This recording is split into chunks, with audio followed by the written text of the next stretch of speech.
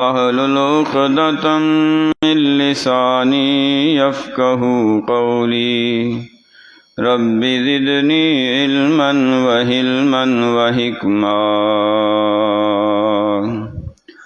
أما بعد فإن أحسن الحديث كتاب الله وخير الهدي هدي محمد صلى الله عليه وسلم وشر الأمور محدثاتها وكل محدثة بدعة وكل بدعة ضلالة وكل ضلالة في النار. قل رب أعوذ بك من همزات الشياطين وأعوذ بك رب أن يحضرون. أعوذ بالله السميع العليم من الشيطان الرجيم من همزه ونفخه ونفثه. بسم الله الرحمن الرحيم.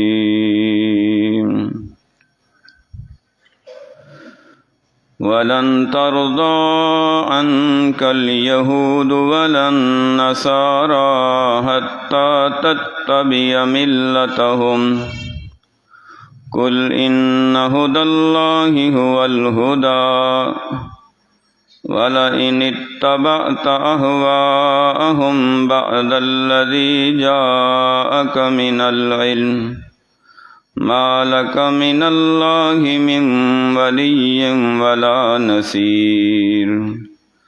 الذين آتيناهم الكتاب يتلونه حق تلاوته أولئك يؤمنون به ومن يكفر به فأولئك هم الخاسرون.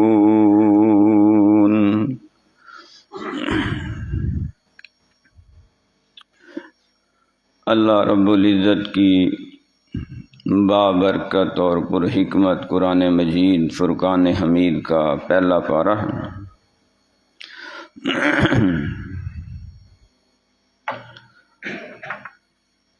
اللہ سبحانہ و تعالی نے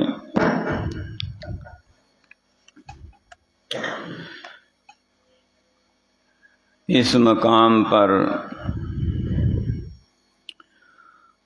مسلمانوں کو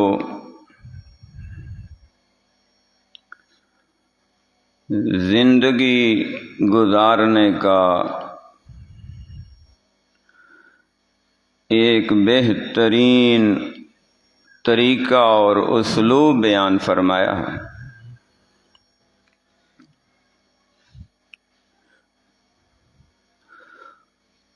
اور وہ یہ ہے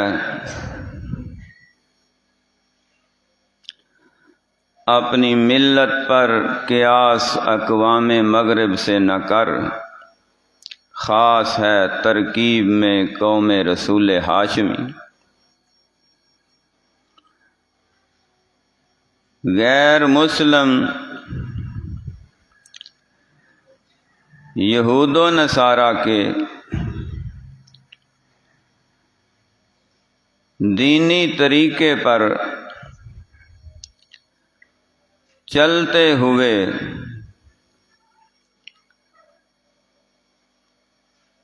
تم اپنا دین بھی ہاتھ سے کھو بیٹھو گے.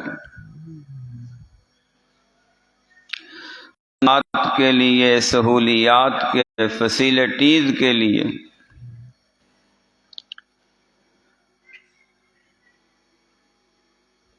غیر مسلم، نان مسلم یہود و نصارہ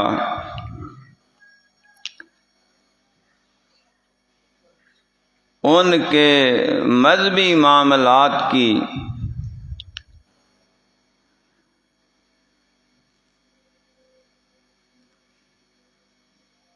مختصر طور پہ یا پھر تفصیلی طور پہ پیروی شروع کرنی اگر من حیث القوم تمہارے اندر یہ وبا پھیل گئی تو پھر اللہ رب العزت تمہیں خسارہ پانے والے لوگوں میں شامل کر دیں۔ لہذا ہم نے دیکھنا ہے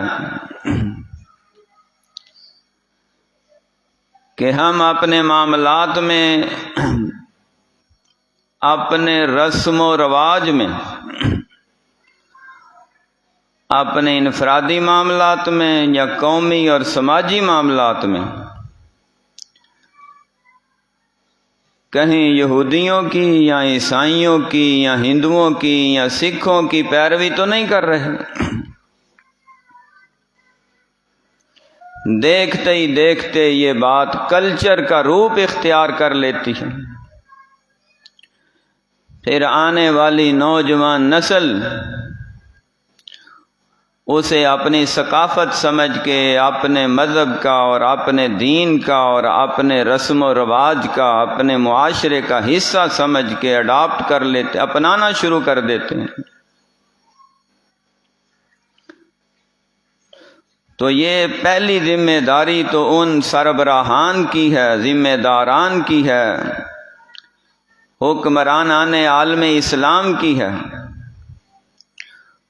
اور علماء دین متین کی ہے، بڑی بڑی سیٹوں پہ بیٹھنے والے بڑے بڑے ججز حضرات کی ہے، جو قانون کے، دستور کے، آئین کے رکھوالے ہیں، اور اسمبلیوں میں بیٹھنے والے قومی نمائندوں کی ہے کہ وہ اپنی قوم کو، اپنی رعایا کو، اپنے عوام کو وہ مذہب پرووائڈ کریں، وہ دین دیں۔ کہیں ہم اپنے اصل دین سے، اصل نظریات سے، بنیاد سے تو نہیں ہٹ رہے۔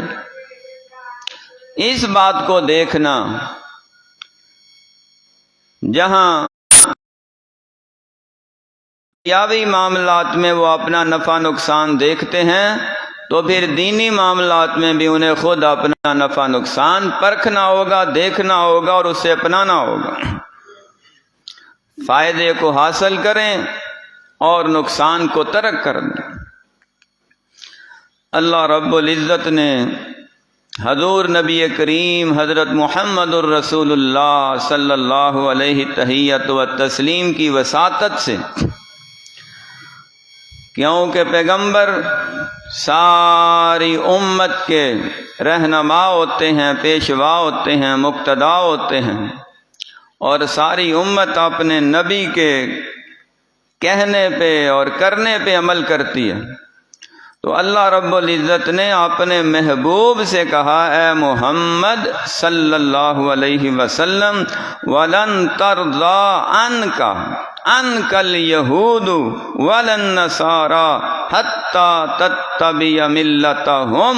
اے محمد صلی اللہ علیہ وسلم، اگر آپ کچھ باتوں میں یہود و نصارہ کو راضی کرنا چاہتے ہیں تاکہ وہ ہمارے قریب آ جائیں، یا پھر دنیاوی معاملات میں ہم کچھ لو دو کے اصول پر مل بیٹھ کے معاشرے کی ترقی کے لیے کچھ کام کریں، تو فرمایا یہ کبھی بھی آپ سے راضی نہیں ہو سکتے جب تک آپ ان کا پورا دین اپنے اوپر نافذ نہ کر لو۔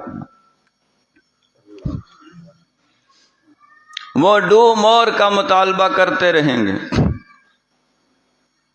ایک بات منوائی ہے، پھر دوسری منوانے کی کوشش کریں گے۔ 2 شرطیں منوائی ہیں، 4 شرائط اور آ جائیں گی۔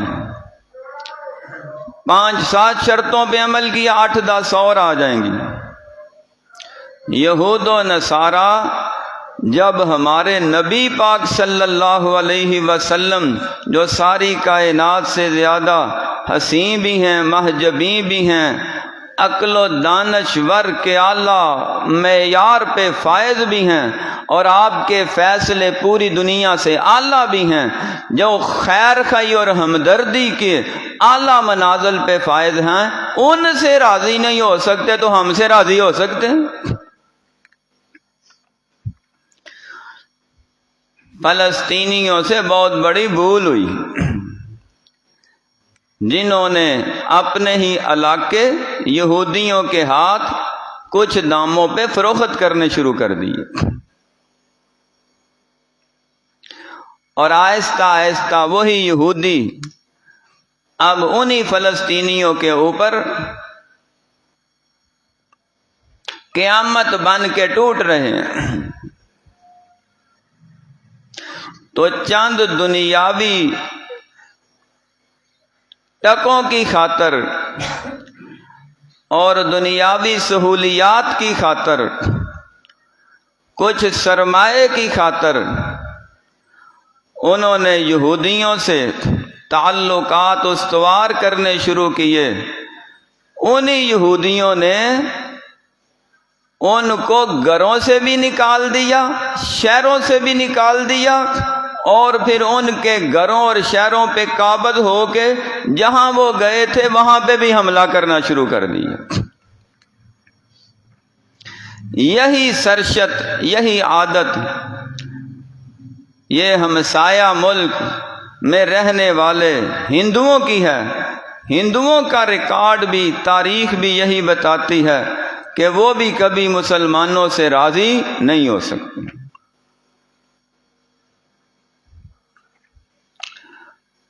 عوام کو کیا کرنا چاہیے؟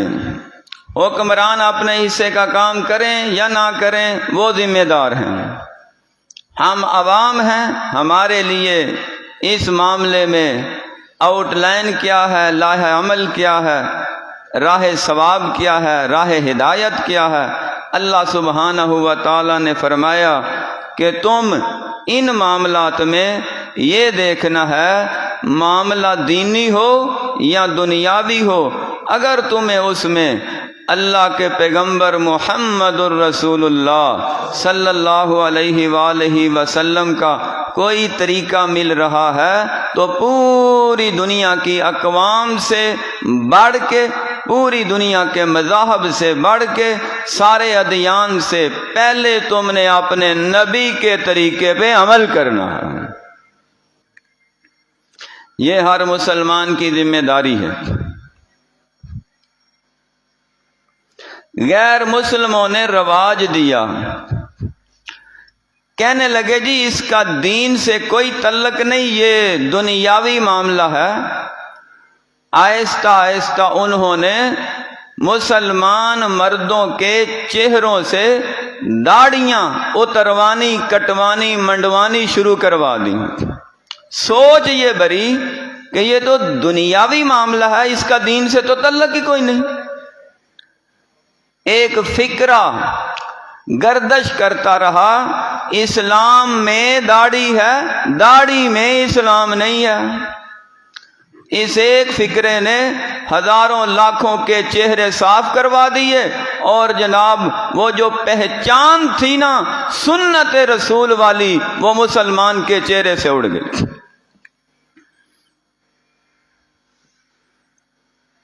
اللہ نے سچ فرمایا، یہودی عیسائی ابھی بھی تم سے راضی نہیں ہیں۔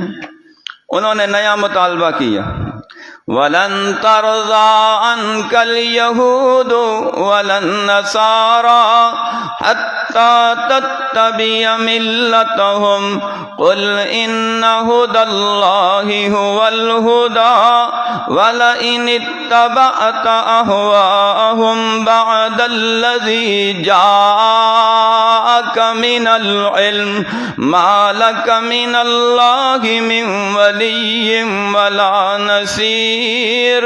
یہ اور کا مطالبہ کرتے ہیں، مسلمان مردوں کے چہروں سے داڑیاں صاف کروائیں، مسلمان عورتوں کے چہروں سے پردے اتروا دیے۔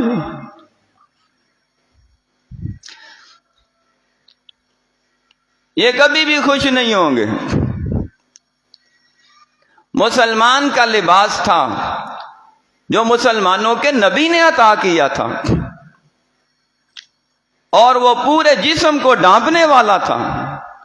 یہود و نصارہ نے ایسے ایسے شوق کرائے اور اپنی ہی عورتیں بازاروں میں، گلیوں میں، سڑکوں میں، ملک و ملک پھرا کے کلچر یہ بیان کیا، یہ بتایا کہ ایسے رہو گے تو ایزی رہو گے، تھوڑا سا جانگیا پہن لو، اوپر ہلکی سی شرٹ پہن لو، بھائی تم کام میں بھی آسان ہو، کاروبار میں بھی ایزی ہو، گھر میں بھی ایزی رہو۔ ابھی بھی وہ تم سے خوش نہیں ہے۔ فلسطین کی عورتوں کے وہ لباس، اسرائیل کی عورتوں کے لباس ایک جیسے تصویروں میں نظر آتے ہیں۔ فلسطین مسلمانوں کے مردوں کی شکلیں اسرائیل کے یہودیوں کی شکلیں ایک جیسی نظر آتی ہیں۔ دیکھنے والا اجنبی بندہ پہچان نہیں کر سکتا مسلمان کون ہے، یہودی کون ہے۔ کہاں گئی وہ علامہ اقبال کی سوچ؟ اپنی ملت پر قیاس اقوام مغرب سے نہ کر، خاص ہے ترکیب میں قوم رسول ہاشمی۔ ہمیں رسول ہاشمی صلی اللہ علیہ وآلہ وسلم نے جو دین دیا تھا، وہ دین پوری دنیا کے ادیان سے اعلیٰ بھی ہے، افضل بھی ہے، سونا بھی ہے، ستھرا بھی ہے۔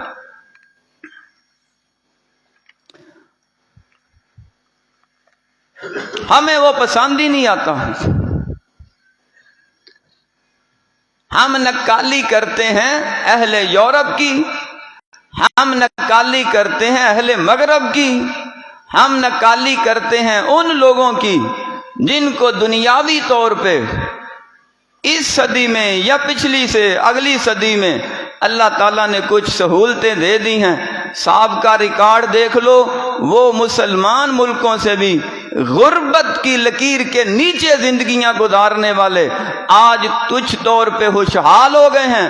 انہوں نے اپنی دولت، اپنے سرمایے کی بیس پہ مسلمان ملکوں کے بھی اپنا مذہب نافذ کرنا شروع کر دیا ہے، اور مسلمان نوجوان یہ سوچتا ہے مجھے کچھ ملے نہ ملے بس یورپ کا ویزا ملنا چاہیے۔ سوچ یہ بنا دی گئی ہے۔ ہر نوجوان اٹھتا ہے، پہلے نوجوان یہ کہتے تھے بچے ہم قائد اعظم بنیں گے، ہم علامہ اقبال بنیں گے۔ پہلے نوجوان کہتے تھے ہم صلاح الدین ایوبی بنیں گے، ہم محمد بن قاسم بنیں گے۔ پھر وقت بدلا، نوجوانوں کی سوچ بدلی، انہوں نے کہا جی ہم ڈاکٹر بنیں گے، ہم انجینئر بنیں گے، ہم پائلٹ بنیں گے۔ پھر سوچ بدلی، اب ان کو اپنا ملک ہی اچھا نہیں لگتا، اپنے لوگ اچھے نہیں لگتے، جو بھی ذرا پر نکال لیتا ہے، تھوڑی سی کلگی بار آ جاتی ہے، اچھی طرح صاف ستھری کوئی لینگویج سیکھ لیتا ہے تو وہ فوراً پرواز کرتا ہے، کہتا ہے میں نے اپنے ملک میں رہنا ہی نہیں۔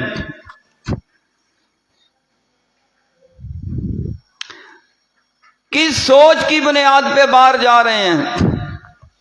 کیا وہاں پہ یہاں سے زیادہ دین ہے؟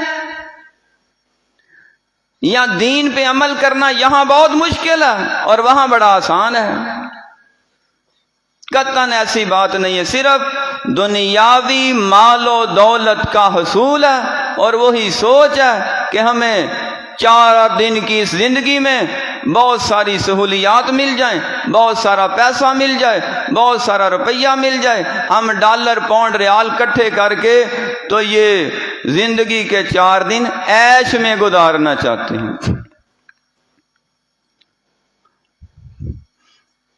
یہ بات نجائز نہیں، اپنے ملک سے دوسرے ملک کاروبار کے لیے جانا، رزق حلال کے لیے جانا نجائز نہیں، غلط نہیں ہے، صحیح، لیکن دیکھنا ترجیح کس بات کو ہے، بہتر بات کون سی ہے۔ اگر تمہیں خطرہ ہو کہ اہل مغرب میں جا کے، اہل یورپ میں جا کے تمہارا دین بھی جاتا رہے گا، ایمان بھی جاتا رہے گا، مذہب بھی جاتا رہے گا، ساری دینداری بھی جاتی رہے گی، حتیٰ کہ پاکستانی قومیت کو شناخت کروانے سے ڈرتے ہیں، اگر یہ سارا کچھ تمہارا جاتا رہے تو اس سے کہیں زیادہ بہتر ہے کہ تم نے کسی دوسرے ملک جانا ہے تو یورپ جانے کی بجائے عرب میں چلے جاؤ، کم از کم وہاں تمہارے کان میں اذان کی آواز تو آتی رہے گی۔ کبھی نہ کبھی تم مسجد میں تو پہنچ جاؤ گے، روپیہ پیسہ تو وہاں بھی ہے۔ یہود و نصارہ تمہاری مسلمانوں کی سوچ بدلتے بدلتے اخیر تمہیں پورا اپنے دین کے اندر لانا چاہتے ہیں۔ جب تک وہ تمہیں پورا بے دین لبرل نیشنلزم کے دل دادا نہ بتا دیں، تم سے خوش بھی نہیں ہو سکتے، تمہیں اپنی سہولیات بھی نہیں دے سکتے۔ لالچ دیتے رہیں گے، یہ کر دیں گے، وہ کر دیں گے، وہ کر دیں گے۔ اللہ سبحانہ و تعالیٰ نے فرمایا، اے محبوب اپنے امتیوں سے کہہ دیں وَلَئِنِ اتَّبَعْتَ أَهْوَاءَهُمْ مِن بَعْدِ مَا جَاءَكَ مِنَ الْعِلْمِ إِنَّكَ إِذًا لَّمِنَ الظَّالِمِينَ۔ اے میرے امتیوں، اگر تم نے ان ساری باتوں کے باوجود یہود و نصارہ کے طریقے کو اختیار کر لیا تو پھر سمجھ لو تمہارا شمار رکھ دیا جائے گا۔ تو اولین ترجیح کس کو ہے؟ اللہ کے دین کو۔ الذین آتیناہم الکتاب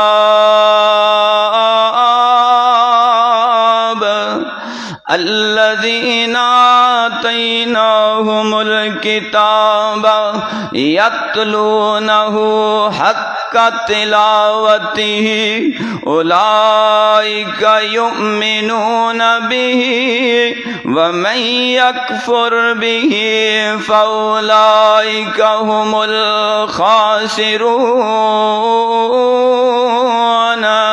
کچھ ایسے بھی ہیں جو کتاب اللہ کی تلاوت کرتے ہیں، کرتے کرتے اس کا حق ادا کر دیتے ہیں، ایمان بھی لاتے ہیں، اسلام بھی لاتے ہیں، اللہ رب العزت سے ڈرتے بھی رہتے ہیں، مالک الملک کی نازل کردہ ہدایت پہ عمل بھی کرتے رہتے ہیں، اللہ کی کتاب پڑھتے ہیں، اللہ کی کتاب پڑھاتے ہیں، اللہ کی کتاب سنتے ہیں، اللہ کی کتاب سناتے ہیں، کیفیت یہ طاری ہو جاتی ہے وَإِذَا سَمِعُوا مَا أُنزِلَ إِلَى الرَّسُولِ تَرَىٰ أَعْيُنَهُمْ تَفِيضُ مِنَ الدَّمْعِ مِمَّا عَرَفُوا مِنَ الْحَقِّ يَقُولُونَ رَبَّنَا آمَنَّا فَاكْتُبْنَا مَعَ الشاہدین۔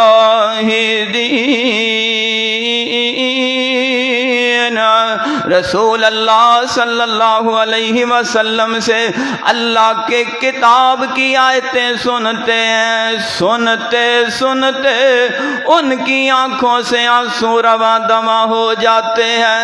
جب آئے تھے تو یہودیت کا لباس اوڑھ کے آئے تھے، جب آئے تھے عیسائیت کا پہناوا پہن کے آئے تھے، اب واپس جا رہے ہیں محمد کا کلمہ پڑھ کے اسلام کے دائرے میں آتے جا رہے ہیں صلی اللہ علیہ وآلہ وسلم۔ آقا علیہ الصلوۃ والسلام کے پاس کوئی سچے دل سے آیا، کبھی خالی نہیں گیا۔ اور آپ دنیا سے جا چکے ہیں، تو جو قرآن پڑھ کے گئے ہیں، اپنا یہود و نصارہ کے طریقے پہ عمل کیا، تو پھر خسارہ ہی خسارہ اور ظلم ہی ظلم ہے، اور کچھ نہیں ملے گا۔ احادیث کی کتابیں بری پڑی ہیں، اور تمام کتابوں کے اندر زندگی گزارنے کے تمام اصول لکھے ہوئے ہیں، پیدائش سے لے کے وفات تک ہر بندے کی جو دنیاوی ضروریات ہیں ان کا بھی بیان موجود ہے، دینی ضروریات ہیں ان کا بھی بیان موجود ہے۔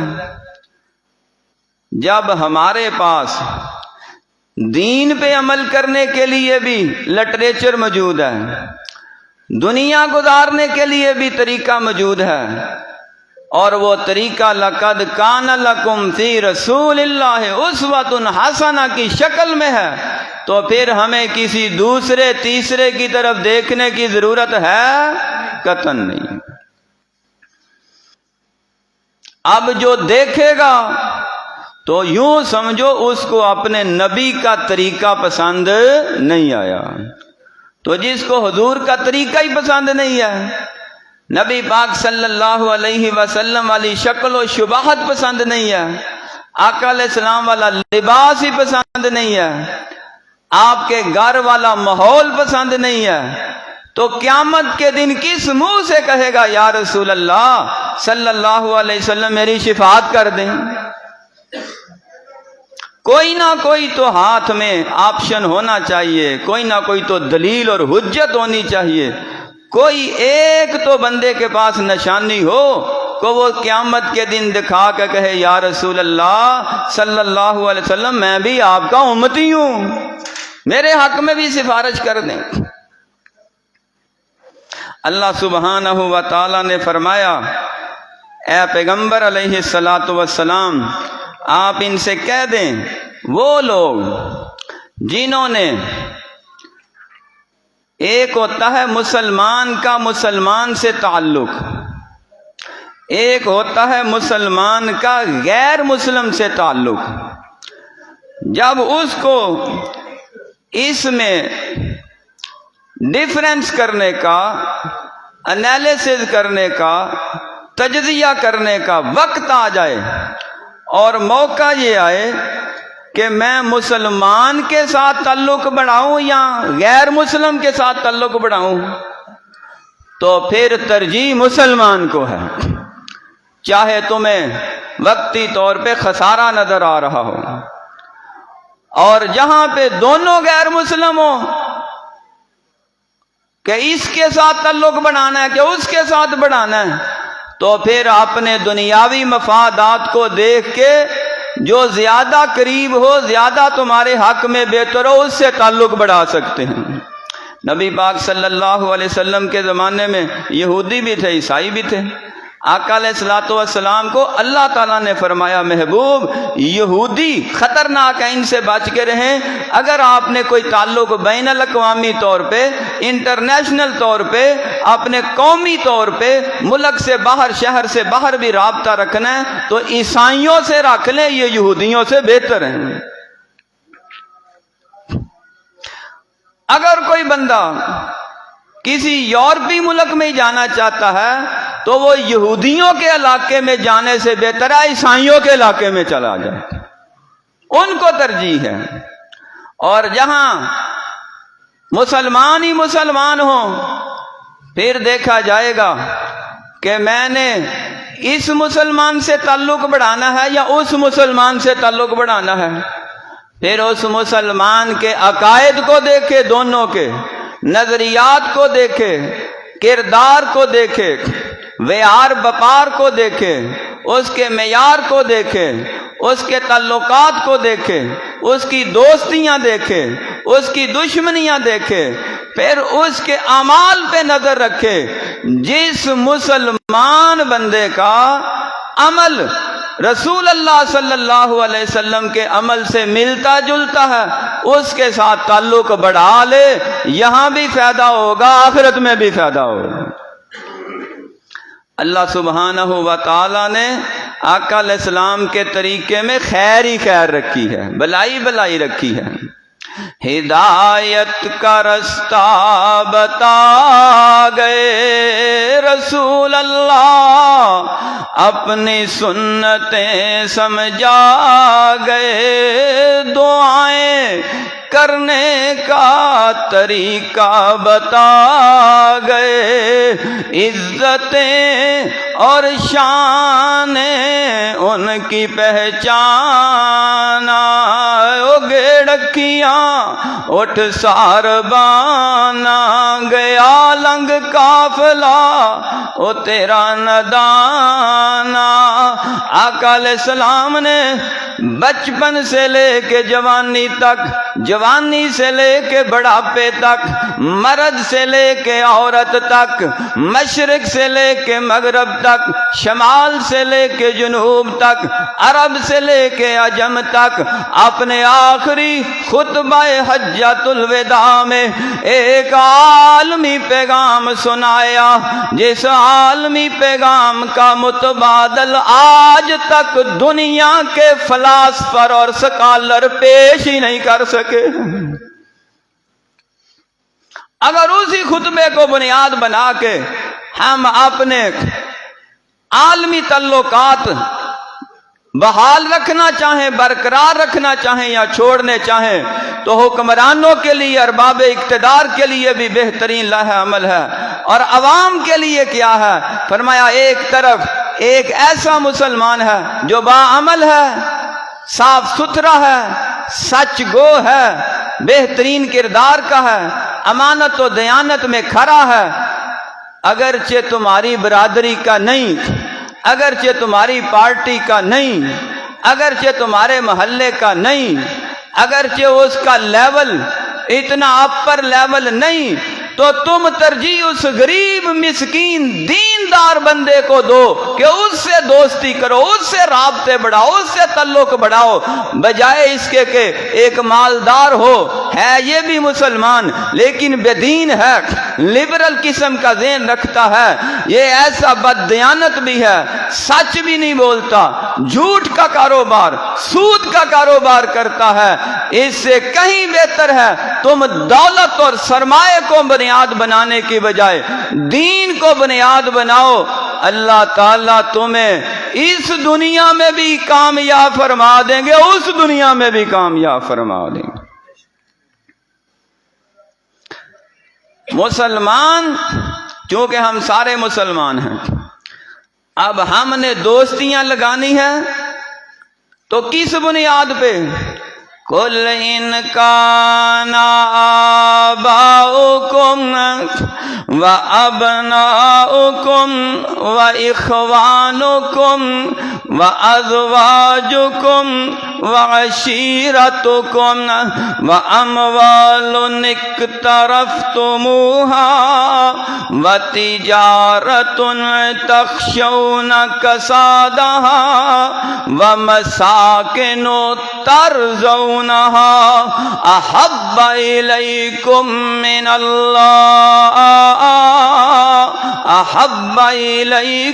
مِنَ اللَّهِ وَرَسُولِهِ وَجِهَادٍ فِي سَبِيلِهِ فَتَرَبَّصُوا حَتَّى يَأْتِيَ اللَّهُ بِأَمْرِهِ وَاللَّهُ لَا يَهْدِي الْقَوْمَ الْفَاسِقِينَ۔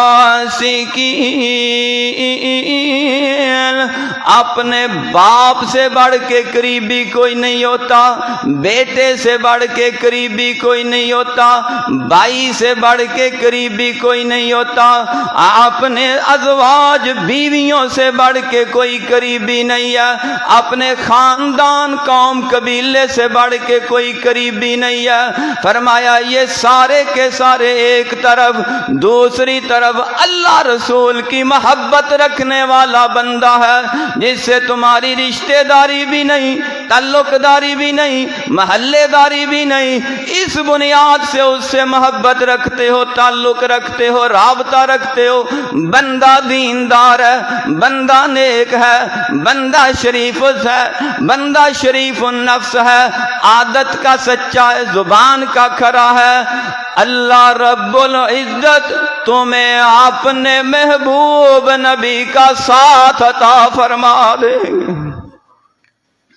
آقا علیہ السلام نے جو دین پیش کیا تھا نا، اس کی بنیاد یہی تھی۔ ابو لہب آپ کا سچا چاچا تھا، سگا چاچا، لیکن اس سے رابطہ کوئی نہیں۔ اس کے دو بیٹے عتبہ و طیبہ، نبی پاک صلی اللہ علیہ وآلہ وسلم کے چچا داد بھائی ہیں، کزن ہیں، کوئی رابطہ نہیں۔ اور وہ جو بلال حبشی تھا، دور دراز سے آنے والا بکتا بکاتا غلام تھا، وہ آپ کی مجلس میں آتا ہے، جب چلا جاتا ہے آقا علیہ السلام کا دل بلال کی محبت میں تڑپتا رہتا ہے۔ اور جب آپ کو پتا چلتا کہ امیہ ظالم نے بلال کو اس وجہ سے سزا دی ہے کہ تم محمد کے پاس کیوں گئے تھے صلی اللہ علیہ وسلم، تو آقا علیہ السلام فرماتے وہ دن بھی آئے گا جب کوئی اٹھے گا اور بلال کو خرید کے آزاد ہی کر دے گا۔ دل تڑپ رہا ہے، رشتہ داری نہیں دیکھی، محلے داری نہیں دیکھی، دین دیکھا ہے، اسلام دیکھا ہے، مذہب دیکھا ہے۔ حضرت ابو بکر صدیق رضی اللہ تعالیٰ عنہ کی 8 دکانیں تھی کپڑے کی مکہ میں، انہوں نے بلال حبشی کو آزاد کروانے کے لیے 4 دکانیں فروخت کر دیں، اپنے گھر 1 روپیہ بھی نہیں لے کے آئے، سارے امیہ بے ایمان ظالم کو دے کے حضرت بلال کو خرید کے آزاد کر دیا۔ یہ ہے دینداری کا رشتہ۔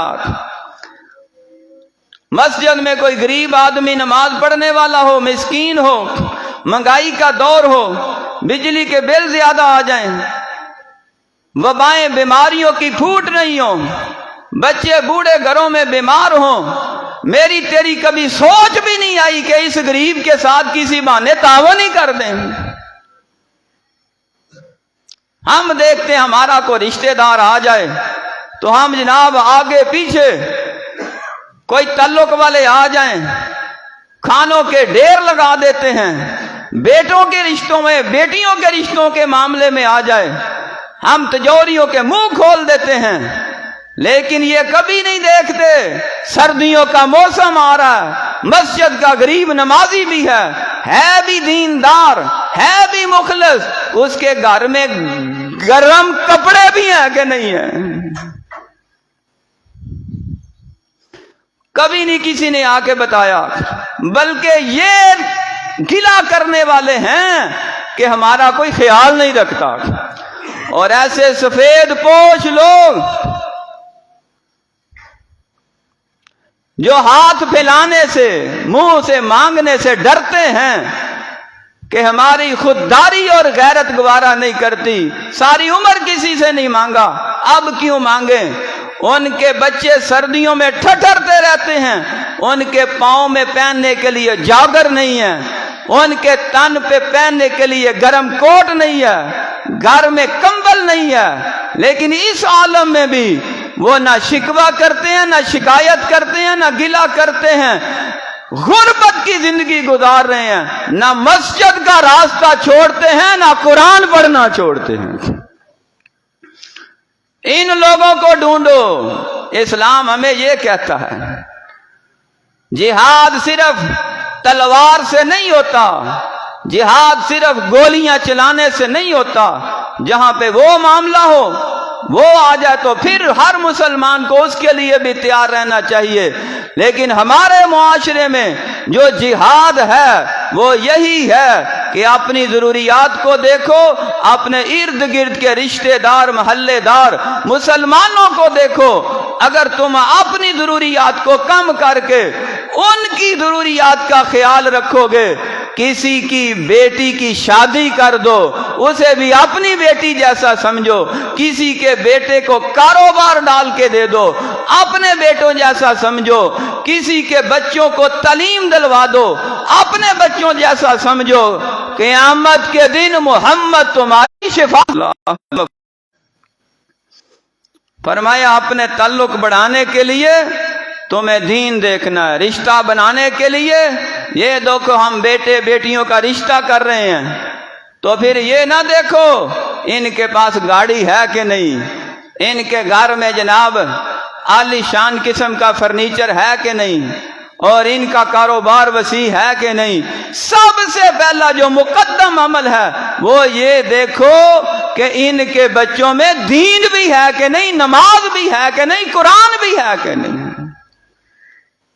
اور جو دینداری کی بنیاد پہ رشتے ہوتے ہیں لازوال ہوتے ہیں، دیر پا ہوتے ہیں، برکت والے ہوتے ہیں۔ اور جو دنیا داری کے معاملے میں رشتے ہوتے ہیں، یہ جی بوائے فرینڈ ہے، یہ جی گرل فرینڈ ہے، یہ جی لو میرج ہے، یہ جی کورٹ میرج ہے، آئے دن لامے بھی ملتے ہیں، شکوے شکایتیں بھی ہوتی ہیں، گھر بھی اجڑتے ہیں، حتیٰ کہ بعض دفعہ جانی نقصان تک ہو جاتے ہیں۔ تو غیر شرعی زندگی گزارنے سے 1000 درجے بہتر ہے کہ بندہ یہود و نصارہ کے، ہندوؤں سکھوں کے کلچر اور رواج کو مت دیکھو، اپنے معاشرے میں اپنے طور پہ زندگی گزارنے کے لیے عرب کا وہ ماحول دیکھو جس دن مدنی تاجدار نے مدینہ شریف میں، مدنی تاجدار نے مدینہ شریف میں مدینہ ریاست کی بنیاد رکھی، آقا علیہ السلام نے ایک غریب کو ایک امیر کا بھائی بنایا تھا، اس امیر انصار نے اپنے غریب مہاجر کو بھی اپنے برابر کا امیر ہی بنا دیا تھا۔ ہمارے معاشرے کا سرمایہ دار ہمیشہ سرمایہ دار رہتا ہے، ورکر نسل در نسل ورکر ہی رہتا ہے، مزدور نسل در نسل مزدور ہی رہتا ہے۔ اس کے کرائے کا مکان ہے، 7 نسلیں کرائے کے مکان میں رہ رہی ہیں۔ کون سے فکر رکھے گا، کون سوچے گا؟ اگر حکمران یہ کام نہیں کرتے تو عوام کے اندر یہ شعور پیدا ہونا چاہیے کہ اسلام اور مسلمان کی بنیاد پہ اپنے ارد گرد کے معاشرے کو دیکھو، اور وہ وقت آنے سے پہلے سمر جاؤ جس کی دھمکی اللہ نے دی ہے۔ فرمایا ایسا نہ ہو کہ اللہ تم سے بھی چھین کے کسی اور کو ہی عطا کر دے۔ اللہ کی نعمتوں کا شکر کرو، اور شکرانے کا بہترین طریقہ یہ ہے کہ اپنے مسلمانوں پہ خرچ کرو۔ اللہ تعالیٰ سمجھنے کی اور